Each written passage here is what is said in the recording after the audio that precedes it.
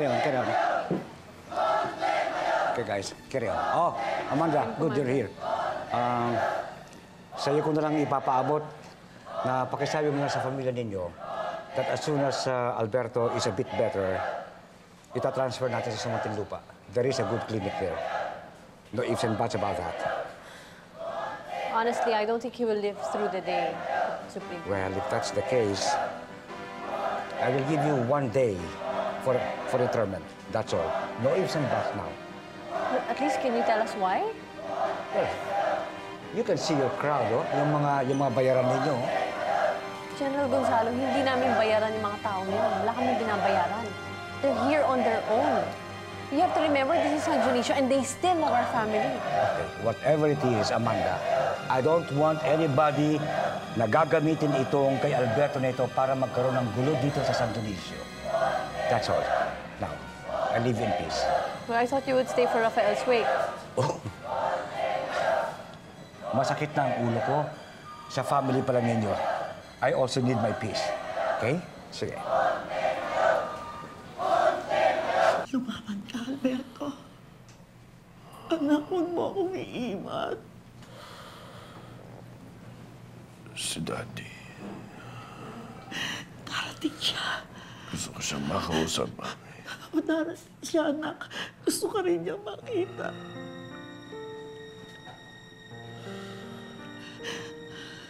Hindi ko na kaya, Mami. Hindi, huwag, anak. Kaya mo yan. Nandito lang ako. Kaya mo yan. Kailangan ko ng pare. Gusto kong humingi ng tawad sa mga kasalanan ko. Tok, may pari pa dito. Tatawagin ko po, Mrs. Ito, lakasan mo, loob mo. Kailangan kita. Kailangan kita, anak.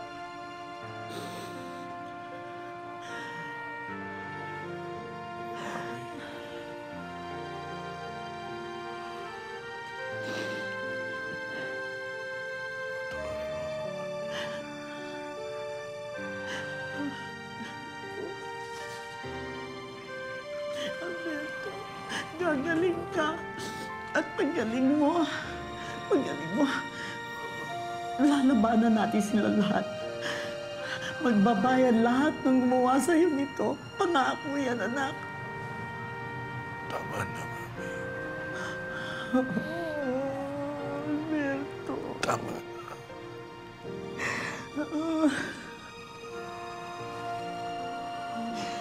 Anak. Sir, Yeah. may nabaril kahapon ng hapon sa lupay ng mga Valiente. Asawa daw siya ng isang nahuli nating tumutulong kay Carlito Valiente. Yung Carlito Valente. Well, napulot na ng mga divers lahat ng katawan sa tubig, pero wala siya doon. So, buhay siya. Pinapatrol natin ang buong lupain. May mga kubo-kubo daw sa loob, sa may puno, mga punuan. Pero hindi tayo makapasok doon kasi ari-arian daw ng Presidente Salgado. Therefore, hindi tayo makapasok? Hindi, sir. Hanggang Okay. perimeter lang tayo. Okay. Kung hindi tayo makapasok, walang lalabas. Okay. Good evening. Good evening, Father. Mukha yatang mamamatay ng Alberto. Oh, Tas. Pag alis ko dito, bumalik ka doon sa lupang doon. Gumawa ka ng pakulo doon, magsunog kayo, and then lahat ang lalabas. Babarilin ninyo. Ha? And please, i-disperse mo nga yan. I don't care how. Disperse them. Rafael, tulungan mo akong magdesisyon sa mga bagay na gagawin ko. Naguguluhan na ako. Gusto kong sumapi sa grupo nila Carlito para paglaban ang kamatayan mo, pero hindi ko alam kung paano.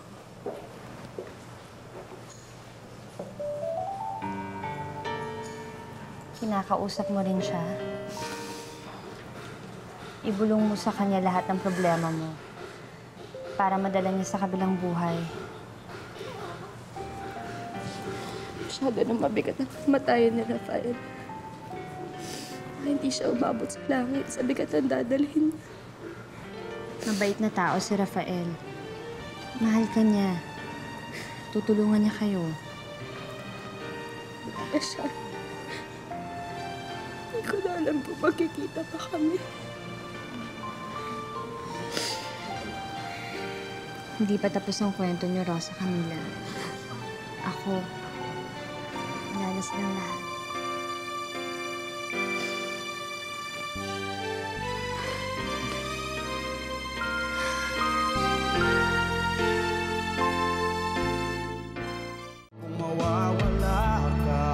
Carlito, nasa labas lang po ang mga sundalo.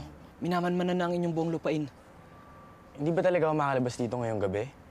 Wala bang mga security si Lola dito? May nakita ko mahaligi dito ah. Nasa loob lang ho sila. Ang mga sundalo nasa labas. 24 oras na ho sila doon. Paano ka nakapuslip? Kilala po ako magsasaka ng inyong lupain. Pero hindi rin po ako makakatagal dito. So, hindi talaga ako makalabas sa San Dionisio? Mahihirapan po. Kailangan po talagang may maglabas sa inyo dito. Pero sino? Wala talaga akong maisip eh.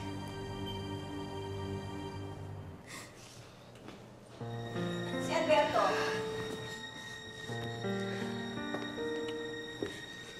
Ate, nasa ospital kasama si Daddy at si Tita Iluminada. Kumusta lagay niya? Hindi na raw magtatagal eh. Handa na ba yung paglalamayan sa kanya? Handa na ba lahat? Ate Ernestina, isang araw lang binigay ni General Gonzalo kay Alberto. Yun yung sinabi sa amin ni Amanda. Di ba naman burol na kapatid ko, sinasaklawan nila? Wala pa tayong magagawa dyan? Ate, meron pa. Sino yung mga tao sa labas? Mga supporters, naglalabasan na sila.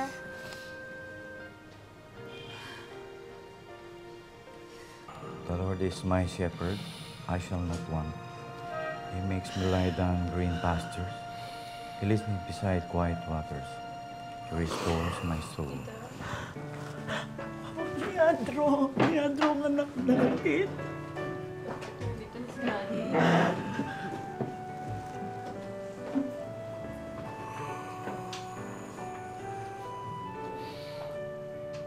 Daddy. Patawarin mo ako. Dad. Ang isa sa mga pinagsisisihan ko sa buhay ay hindi ko man lang napatawad ang anak ko nung mamatay siya. Hindi ko na ipakita sa kanya ang pagmamahal ko. Dad. Dad, ako anak mo. Dad, mahal na mahal kita. Anak kita. Sino ka ba talaga? Leandro, siya si Alberto, anak natin. Pagmasdan mo siya. Dad, ako anak mo, Dad. Dad, ako si Alberto Puntabayo. Dad. Tagal nang patay si Alberto. Siya si Alberto, Leandro.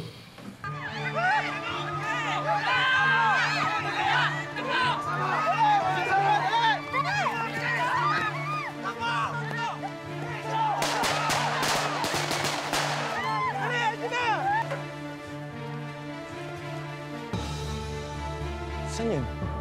Titignan ko po.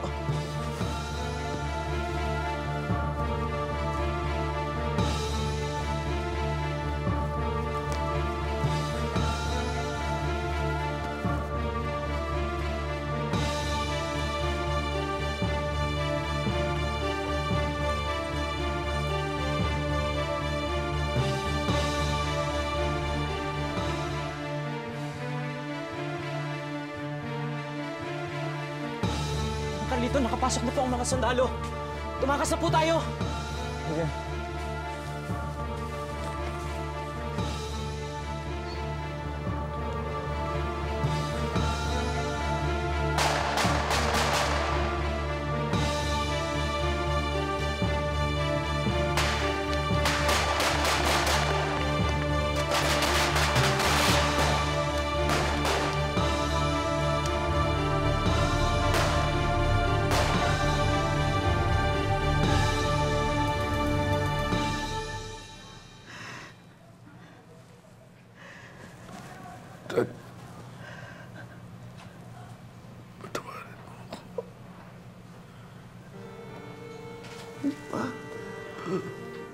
Tagal na natin siyang nailibing.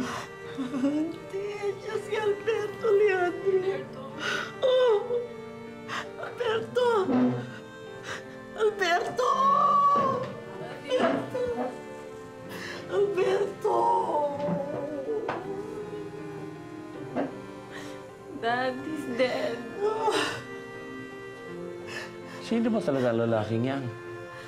Si Alberto, anak niyo. Yang anak natin, tignan mo siya! Pagmasdan mo! Pagmasdan mo! Hindi ko siya kilala. Matagal nang patay ang anak ko si Alberto.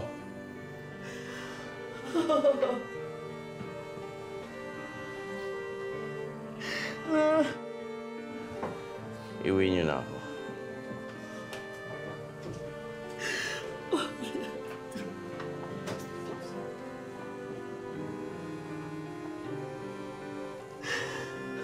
For in the day of trouble, he will keep me safe in his dwelling.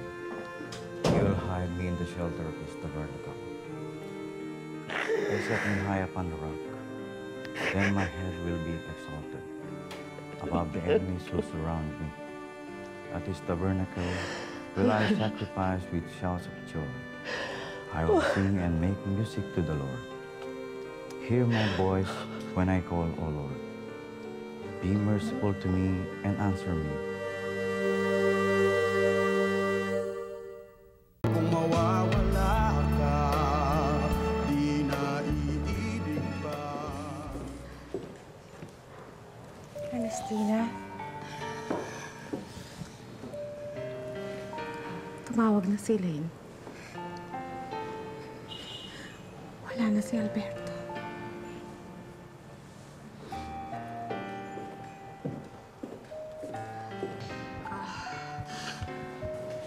Pupuntahan ko na yung punerarya dito sa San Dionisio. Masyado nang malas ang bahay na to, sunod-sunod ng buron. Pero sa kabila, isang araw lang ang binigay nila kay Alberto. Bakit pang isabay na natin ang libing kay Rafael? Sila. Tulungan mo ko. Handa natin ang pag-iibig. Ayos na yung kay Rafael. Kay Alberto na lang hindi pa. Ayusin una namin, anak.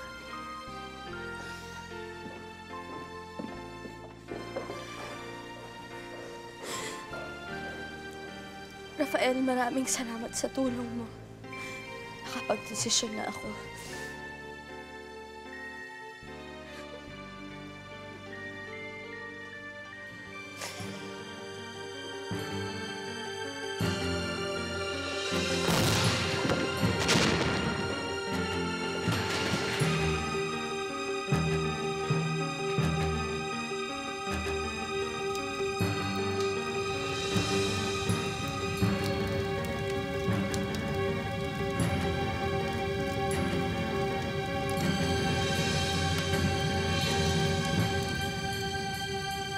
Patay na si Alberto! Mami, teka na.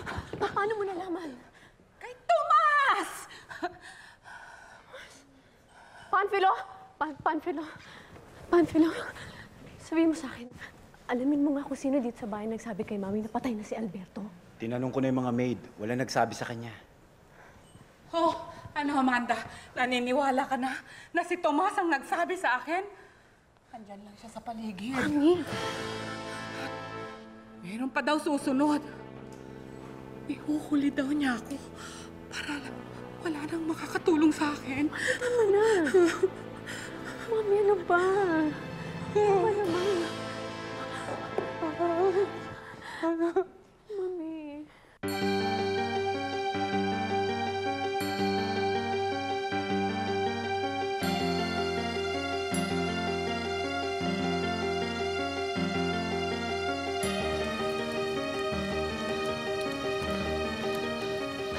Sir, may nasusunog sa loob ng kubo. Baka siya na yun. Malamang sir, wala na ibang tao sa loob ng kubo. Gayaan siya. Huwag niyong papatayin na po eh. Hayaan niyong masunog lahat ng ebidensya. Mamaya natin papasukin pag wala nang sunog. Pero siguradong patay na ang tao sa loob ng kubo. Baka hindi na makilala. Dapat hindi siya lubusang makilala kung sino man niya nasusunog. para pwede nating sabihin na siya si Carlito para mapunta sa atin ng perang nasa ulo niya. Sige, paligiran. Sir.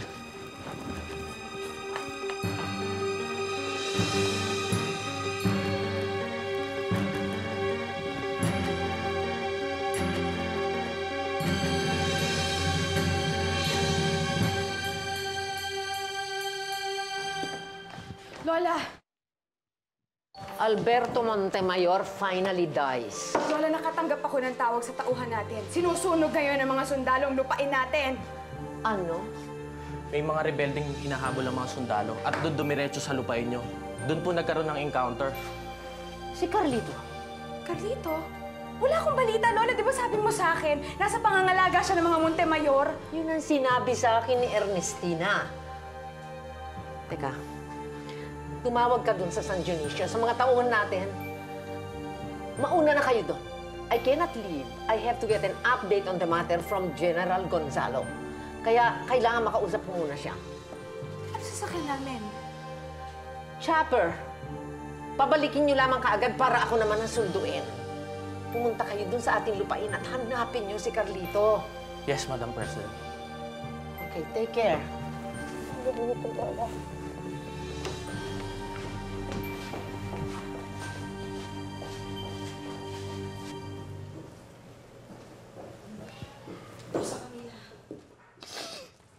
Rosa Camila. Nasaan si Carlito? Nasaan siya ngayon? Hindi ko po alam. Basta iniwan ko siya doon sa kubo, malayo doon sa pinuntahan natin. Nasasakupan pa ba yun ng mga lupain ng mga Valiente? Yata, bakit po? Halika.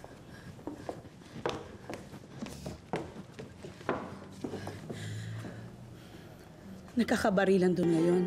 Sinusunog nilang buong lugar. Siguraduhin mo sa Camila. Umalis na naman to si Carlito kagabi. Sigurado ka? Siguraduhin mo sa Camila, ang daming namatay. Huwag kang aalis dito. Ako na lang ang pupunta doon. Baka lalo tayong mapahamak eh. Dito ka lang, ha?